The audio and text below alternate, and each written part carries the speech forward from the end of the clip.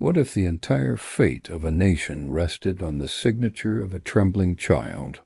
This is the moment Tutankhamun's world shatters and reforms, where one decision transforms him from a boy into a legend. In Egypt, even the gods hold their breath when a new pharaoh makes his first choice.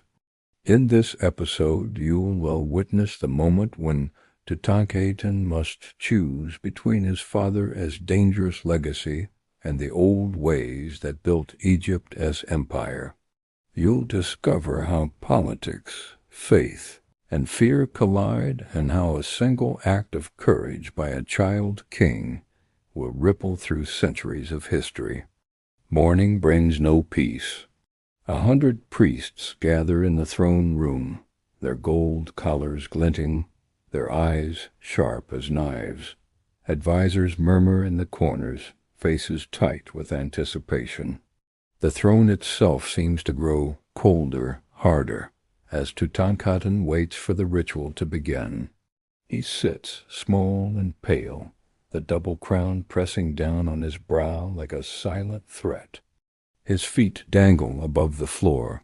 He is every inch a child, and yet every soul in the chamber knows that Egypt's future depends on what he does next. The high priest begins, voice booming through the columns. The gods await your will, living image of Aten. Will you honor your father's revolution, or restore what was lost? The air is heavy. For the first time, Tutankhamun truly understands that his name is a burden, a symbol of his father Akhenaten's dream. That dream changed Egypt, nearly tore it apart. The worship of a single sun god, Aten, swept away centuries of tradition, angering priests and starving temples. The old gods Amun, Osiris, Isis were cast out. The people's hearts never followed. Tutankhamun's hands tremble in his lap. His gaze drifts across the faces before him, some hopeful, some cold with hatred, all waiting for him to stumble. He remembers Ankhesenamun's words, "You are not alone, but you must choose wisely. For every friend you gain, you'll make 2 enemies." A scroll is brought before him. Its words, painted in ink as black as midnight, demand his answer. Will he keep his father's faith or welcome back the gods of old? The boy's mind reels with memories. His father's gentle voice, the sermons of the Aten priests, the pain in his mother's eyes.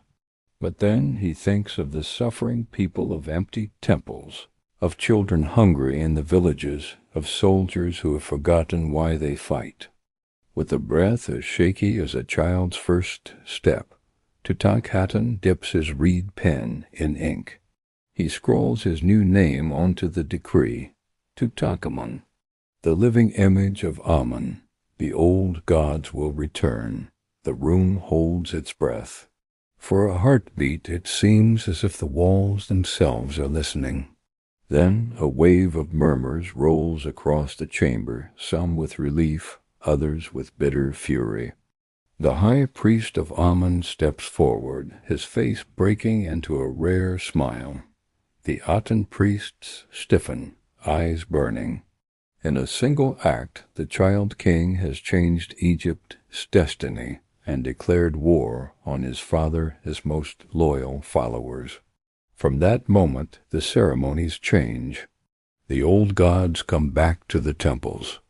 The people rejoice in the streets, their prayers once more rising to Amun, Osiris, Isis, Horus. Offerings fill the sanctuaries, festivals return to the cities, the country breathes again. But peace is an illusion. For every festival held, a new enemy is made in secret. The court is a nest of cobras. The priests of Aten plot revenge. Some say that even the gods themselves are divided, some favoring the boy, others longing for Akhenaten's vanished dream. Tutankhamun stands taller now, learning to mask his fear with the practiced smile of a king. He sits through endless rituals, listens to the complaints of the powerful and the prayers of the poor. He is a symbol to his people, but inside, the storm only grows. He finds comfort, when he can, in the arms of Ankhizinamun. They whisper together in moonlit gardens, dreaming of a future where the palace is not a battlefield. She urges him to trust himself, to remember that courage is not the absence of fear, but the choice to act despite it. Yet in the quiet of his own heart, Tutankhamun wonders, did he choose his destiny? Or did destiny choose him? The boy who was once a pawn has now become a player, but the game is far from over. With every dawn, the weight of the gods presses heavier on his shoulders. But Tutankhamun, still the youngest pharaoh Egypt has ever known, finds a strange, quiet strength in the knowledge that he has made his first choice and survived. The city of Thebes celebrates. The statues of Amun stand tall once more, and far beyond the palace walls, the Nile carries the news from village to village. Egypt has a true pharaoh again. But even as the people cheer, shadows gather in the corners of the palace, and the gods old and new watch with silent, waiting eyes.